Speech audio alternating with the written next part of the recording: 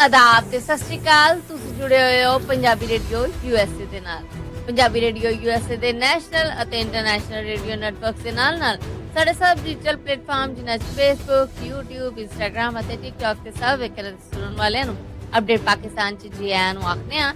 ਮੈਂ ਹਾਂ ਆਪ ਸਭ ਦੇ ਨਾਲ ਮੌਜੂਦ ਪਰਵੀਨ ਮਸੂਦ ਤੇ ਮੇਰੇ ਨਾਲ ਸਾਥ ਦੇਣ ਲਈ ਮੌਜੂਦ ਹੈ ਮਸੂਦ ਮਲਿਕ ਜੀ। ਮਸੂਦ ਜੀ ਆਇਆਂ।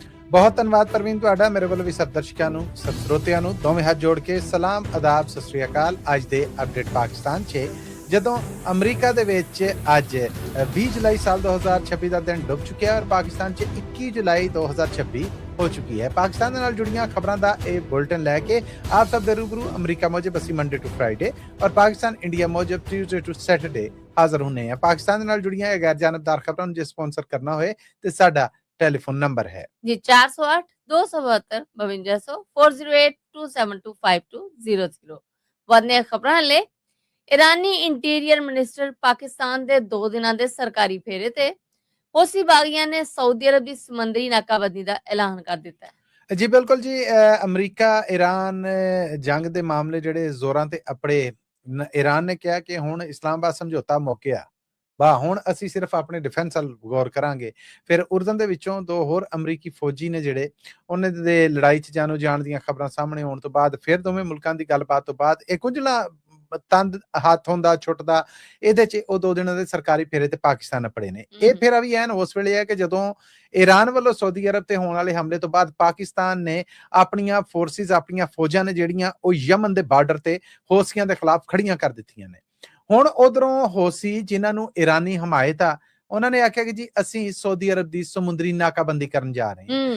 ਮਾਮਲਾ ਬੜਾ ਗੁੰਝਲਦਾਰ ਔਰ ਪਾਕਿਸਤਾਨ ਦੇ ਗਲ ਦੇ ਵਿੱਚ ਪੈਣ ਡਿਆ ਹੈ ਕਿ ਜੇ ਹੌਸੀਆਂ ਦੇ ਹਮਲਿਆਂ ਦਾ ਜਵਾਬ ਪਾਕਿਸਤਾਨ ਸਾਊਦੀ ਅਰਬ ਵੱਲੋਂ ਆਪਣੀ ਫੌਜ ਰਾਹੀਂ ਦਿੰਦਾ ਹੈ ਤੇ ਸਮੁੰਦਰੀ ਨਾਕਾਬੰਦੀ ਹੈ ਜਿਹੜੀ ਉਹਦੇ ਨਾਲ ਸਾਊਦੀ ਅਰਬ ਜਿਹੜਾ ਉਹਨੂੰ ਨੁਕਸਾਨ ਪਹੁੰਚਾਉਣਗੇ।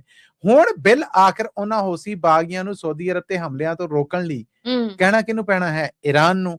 ਗੁੰਝਲਦਾਰ ਮਾਮਲੇ ਨੇ ਕਿ ਪਾਕਿਸਤਾਨ ਉਹ ਡਿਫੈਂਸ ਸਮਝੌਤਾ ਕਰਕੇ ਵਾਵਾ ਰਗੜੇ ਦੇ ਵਿੱਚ ਆ ਗਿਆ ਹੈ। ਜੇ ਹੌਸੀ ਬਾਗੀਆਂ ਦੇ ਨਾਲ ਸਿੱਧੇ ਹੋ ਜਾਂਦੇ ਨੇ ਤੇ ਇਸ ਲੜਾਈ ਜਿਹਦੇ ਤੋਂ ਹਜੇ ਤੱਕ ਪ੍ਰੈਕਟੀਕਲੀ ਪਾਕਿਸਤਾਨ ਬਚੀ ਆਉਣ ਡਿਆ ਸੀਗਾ, ਹੁਣ ਇਹਦੇ 'ਚ ਕੁੱਦਣਾ ਪੈਣਾ, ਹੁਣ ਇਹਦਾ ਹਿੱਸਾ ਬਣਨਾ ਪੈਣਾ ਹੈ। ਔਰ ਸਾਊਦੀ ਅਰਬ ਨੇ ਜਿਹੜੇ ਡਿਫੈਂਸ ਸਮਝੌਤਾ ਕੀਤਾ ਸੀਗਾ ਉਹਦੀਆਂ ਸ਼ਿਕਾਂ ਅਗਰ ਪੜ੍ਹੀਏ ਜਾਂ ਪਤਾ ਲੱਗਦਾ ਤੇ ਉਹ ਇਹੋ ਹੀ ਹੈ ਕਿ ਪਾਕਿਸਤਾਨ ਆਪਣੀ ਫੌਜ ਲੜਨ ਲਈ ਉੱਥੇ ਲਾਏਗਾ। ਸੋ ਉਹਦੇ ਮੁਤਾਬਿਕ ਇਹਨਾਂ ਨੇ ਆਪਣੀ ਫੋਰਸਿਸ ਨੂੰ ਯਮਨ ਦੇ ਬਾਰਡਰਾਂ ਨਾਲ ਖੜਾ ਕਰ ਦਿੱਤਾ ਹੈ। ਹੌਸੀਆਂ ਦੇ ਨਾਲ ਲੜਾਈ ਹੋ ਵੀ ਜਾਂਦੀ ਹੈ, ਜੰਗ 'ਚ ਪਾਕਿਸਤਾਨ ਉਤਰ ਵੀ ਜਾਂਦਾ। ਪਾਕਿਸਤਾਨ ਕਿਹਦੇ ਹੱਕ 'ਚ ਤੇ ਕਿਹਦੇ ਖਿਲਾਫ ਆ? ਬਜ਼ਾਹਰ ਤੇ ਪਾਕਿਸਤਾਨ ਸਾਊਦੀ ਅਰਬ ਦੇ ਹੱਕ 'ਚ ਪਰ ਸਾਊਦੀ ਦੇ ਹੱਕ ਦੇ ਵਿੱਚ ਰਹਿ ਕੇ ਹੌਸੀਆਂ ਦੇ ਨਾਲ ਲੜਨ ਦਾ ਮਤਲਬ ਇਹ ਆ ਕਿ ਇਰਾਨ ਦੇ ਨਾਲ ਇੱਕ ਨਵਾਂ ਮਤੱਕਾ ਜਿਹੜਾ ਉਹ ਲੱਗ ਚੁੱਕਿਆ ਕਿਉਂਕਿ ਇਰਾਨ ਦੀ ਪੂਰੀ ਹਮਾਇਤ ਉਧਰ ਆ। ਹੁਣ ਇਹਨਾਂ ਹਾਲਾਤਾਂ ਦੇ ਵਿੱਚ ਇਹ ਜਿਹੜੇ ਇਰਾਨੀ ਇੰਟੀਰੀਅਰ ਮਿਨਿਸਟਰ ਨੇ ਸਿਕੰਦਰ ਮੋਮਨੀ, ਇਹਨਾਂ ਦਾ ਪਾਕਿਸਤਾਨ ਦਾ ਇਹ ਫੇਰਾ ਬੜਾ ਖਾਸ ਜਾਣਿਆ ਜਾ ਰਿਹਾ।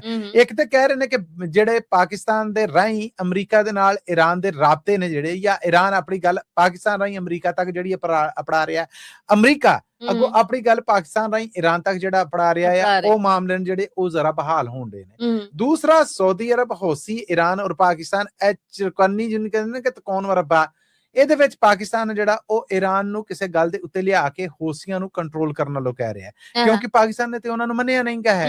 ਯਮਨ 'ਚ ਉਹ ਬਾਗੀ ਨੇ, ਸਰਕਾਰ ਬਾਗੀ ਨੇ, ਜਿਨ੍ਹਾਂ ਨੇ ਆਪਣੇ ਇੱਕ ਇਲਾਕਾ ਬਣਾ ਕੇ ਉੱਤੇ ਕਬਜ਼ਾ ਕਰਕੇ ਤੇ ਉੱਥੇ ਰਾਜ ਜਿਹੜਾ ਉਹਦਾ ਐਲਾਨ ਕੀਤਾ ਹੋਇਆ ਆ।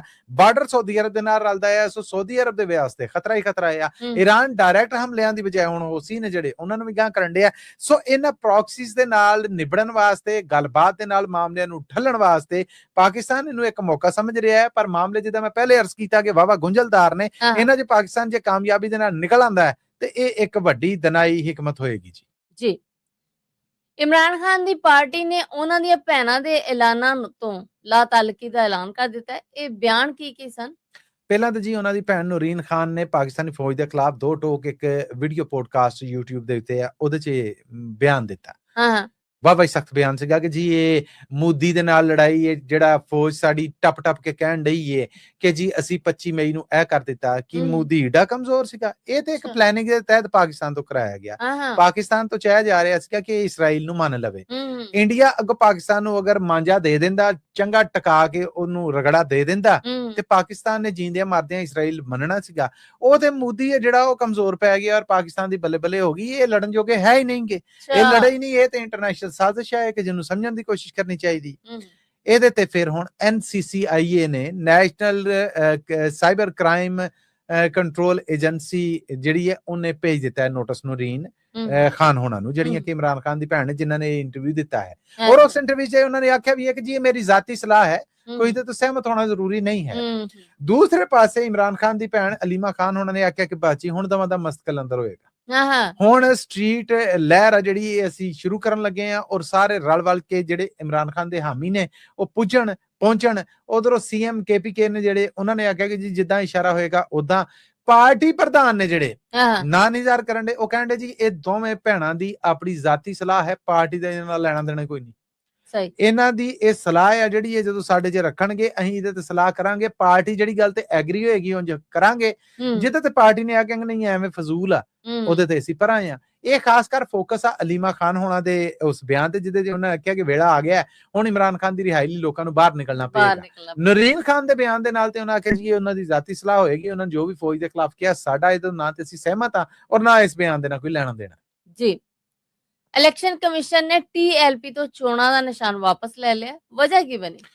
ਪਹਿਲਾਂ ਤਾਂ ਪਾਬੰਦੀ ਲੱਗੀ ਹੈ ਇਸ ਤਨਜ਼ੀਮ ਦੇ ਉੱਤੇ, ਲੀਡਰਸ਼ਿਪ ਇਹਨਾਂ ਦੀ ਫਰਾਰ ਆ। ਹੁਣ ਪਾਰਟੀ ਪਿੱਛੋਂ ਤਤਰ ਪੱਤਰ ਹੋਣ ਡਈ ਸੀਗੀ ਤੇ ਜਿਹੜੇ ਇਹਨਾਂ ਦੇ ਧਾਰਮਿਕ ਲੀਡਰ ਨੇ ਉਹਨਾਂ ਆਖਿਆ ਕਿ ਚਲੋ ਇੰਟਰਾ ਪਾਰਟੀ ਇਲੈਕਸ਼ਨ ਕਰਾਈਏ, ਜਾਂ ਜੋ ਵੀ ਇਹਨਾਂ ਦਾ ਮਾਮਲਾ ਸੀਗਾ ਉਸ ਇਲੈਕਸ਼ਨ ਦੇ ਵਿੱਚ ਫਿਰ ਅਸੀਂ ਇਹ ਕਰਨੇ ਆ ਕਿ ਇੱਕ ਅੱਧੇ ਨੂੰ ਚੁਣ ਕੇ ਤੇ ਪਾਰਟੀ ਮਾਮਲੇ ਨੂੰ ਜਿਹੜੇ ਅੱਗੇ ਤੋਰੀਏ।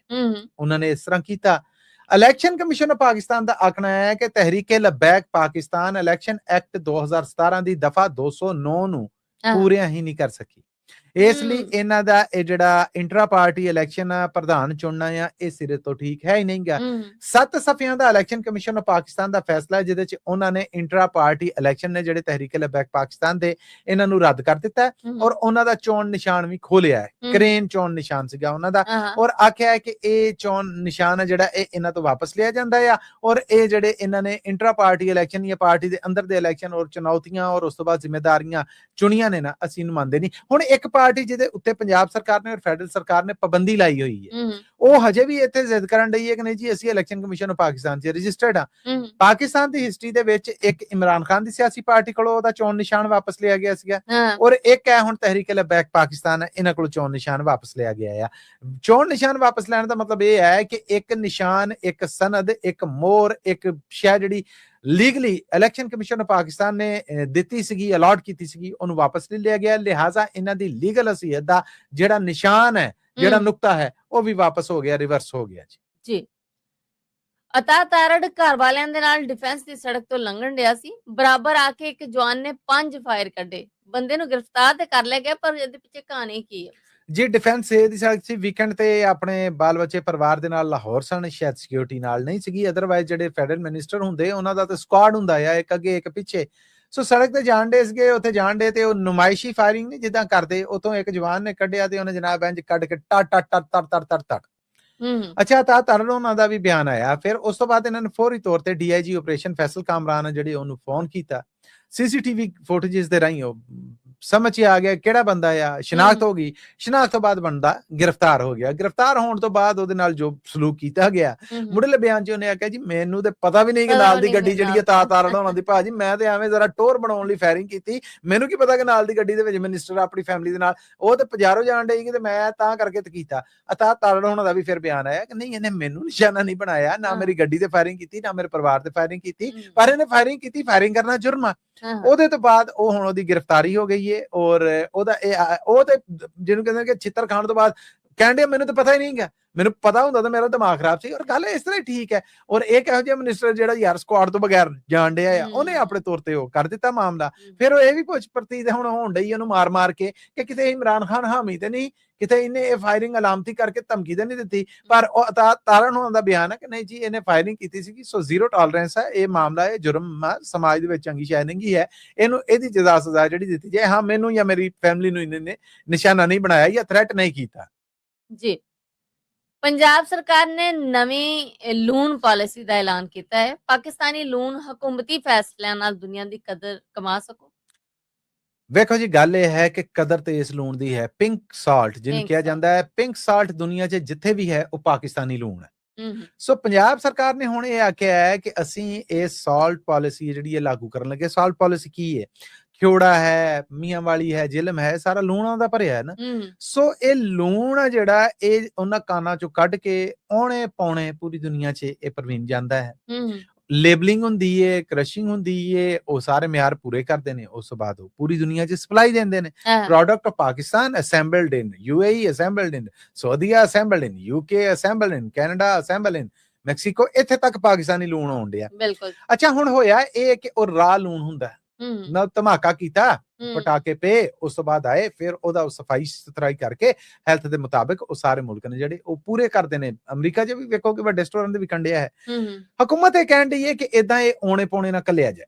ਠੀਕ ਹੈ। ਪਾਕਿਸਤਾਨ ਦੇ ਵਿੱਚ ਜਿੱਦਾਂ ਹੁਣ ਲੈਂਪਾਂ ਆਂਡੇ ਨੇ ਲੂਣ ਦੇ ਬਣੇ, ਬਲਬ ਹੁੰਦਾ ਉਹਦੇ 'ਚ, ਕਹਿੰਦੇ ਨੇ ਕਿ ਕਮਰੇ ਦੀ ਆਕਸੀਜਨ ਹੈ ਜਿਹੜੀ ਉਹਨੂੰ ਬਹੁਤ ਫਿਲਟਰ ਕਰਦਾ ਹੈ। ਬਹੁਤ ਵਧੀਆ ਹੁੰਦਾ। ਇਹ ਉਹ ਕਹਿੰਦੇ ਨੇ ਕਿ ਸਾਰੇ ਮਾਡਲਿੰਗ ਇੱਥੇ ਪਾਕਿਸਤਾਨ ਦੇ ਵਿੱਚ ਹੋਵੇ, ਮੈਨੂਫੈਕਚਰਿੰਗ ਪਾਕਿਸਤਾਨ 'ਚ ਹੋਵੇ, ਇੱਥੋਂ ਬਣੇ, ਇੱਥੋਂ ਪੈਕਿੰਗ ਹੋਵੇ, ਇੱਥੋਂ ਬਾਹਰ ਭੇਜਿਆ ਜਾਏ। ਠੀਕ ਹੈ। ਇੱਥੋਂ ਬਣਾਉਣ ਵਾਲੇ ਨੇ ਜਿਹੜੇ ਉਹਨਾਂ ਨੂੰ ਸਖਾਲਤਾ ਹੋਵੇ। ਇਹਦੇ ਵਾਸਤੇ ਪਾਲਿਸੀ ਇਹ ਹੈ ਕਿ ਵੱਡੀ ਇੰਡਸਟਰੀ ਜਿਹੜੀ ਹੈ ਤੁਸੀਂ ਆਪ ਘਰ ਬਹਿ ਕੇ ਹੱਥ ਦੇ ਨਾਲ ਘੜ ਕੇ ਹੈਂਡਮੇਕ ਲੂਣ ਦੇ ਮਾਡਲ ਬਣਾਉਣ ਡਈਆਂ ਜੇ, ਤੇ ਤੁਹਾਨੂੰ ਵੀ ਇਹ ਇਜਾਜ਼ਤ, ਤੁਸੀਂ ਜਾ ਕੇ ਉੱਥੇ ਰਜਿਸਟਰਡ ਕਰਾ ਕੇ ਤੇ ਬਿਲਕੁਲ ਇਹ ਕੰਮਕਾਰ ਕਾਰੋਬਾਰ ਆ ਜਿਹੜਾ ਉਹ ਕਰ ਸਕਦੇ ਜੇ। ਸੋ ਇਹਨੂੰ ਵਜ਼ਾਹਤ ਕੀਤਾ ਗਿਆ ਆਸਾਨ। ਪਰ ਲੂਣ ਦੇ ਕਾਰੋਬਾਰ ਦੇ ਨਾਲ ਜੁੜੇ ਲੋਕ ਨੇ ਜਿਹੜੇ ਉਹ ਕਹਿੰਦੇ ਨੇ ਸਿਰਫ ਬਿਆਨ ਹੀ ਨੇ, ਇਹਦੇ 'ਚ ਕਿਸੇ ਪਾਸਿਓਂ ਕੋਈ ਵੀ ਚੰਗਿਆਈ ਨਹੀਂ। ਪੁੱਛਿਆ ਕਿਉਂ ਬਈ, ਉੱਤੋਂ ਥੱਲੇ ਤੱਕ ਆਂਡਿਆ। ਉਹਨਾਂ ਆਖਿਆ ਜੀ ਪਹਿਲਾਂ ਤੇ ਇਹ ਦੱਸੋ ਕਿ ਇੱਥੇ ਲੂਣ ਦੀ ਪ੍ਰੋਸੈਸਿੰਗ ਦਾ ਕੋਈ ਯੂਨਿਟ ਹੈ? ਲਾ ਲੈਨੇ ਆ, ਸਰਕਾਰ ਨੇ ਬਿਜਲੀ ਜਿੱਡੀ ਮਹਿੰਗੀ ਕੀਤੀ ਏ, ਅਸੀਂ ਮੁਕਾਬਲਾ ਨਹੀਂ ਕਰ ਸਕਦੇ ਬਾਕੀ ਇੰਡਸਟਰੀਆਂ ਦਾ। ਜਿੱਥੇ ਜਾ ਕੇ ਇੱਥੋਂ ਜਿਸ ਭਾਅ ਯੂਨਿਟ ਲੱਭਣਾ ਆ ਇੱਕ ਗੁਲਦਾਨ ਦੇ ਉੱਤੇ, ਜੋ ਸਾਡੀ ਲਾਗਤ ਬਣਨੀ ਹੈ ਉਹ ਬਾਹਰ ਪ੍ਰੋਫਿਟ ਦੇ ਨਾਲ ਵੇਚਿਆ ਹੈ, ਸਾਡਾ ਕਿਸੇ ਨੇ ਖਰੀਦਣਾ, ਇਸ ਕਰਕੇ ਸਾਨੂੰ ਰਾਜ ਭੇਜਣਾ ਪੈਣਾ। ਦੂਸਰਾ, ਅਸੀਂ ਪਹਿਲਾਂ ਇਦਾਂ ਕਰਦੇ ਸਾਂ, ਹੁਣ ਸਰਕਾਰ ਕਹਿਣ ਡਈ ਹੈ ਕਿ ਅੰਨੇਵਾਹ ਨਹੀਂ, ਇਹਨੂੰ ਬਲੌਕ ਕਰੋ।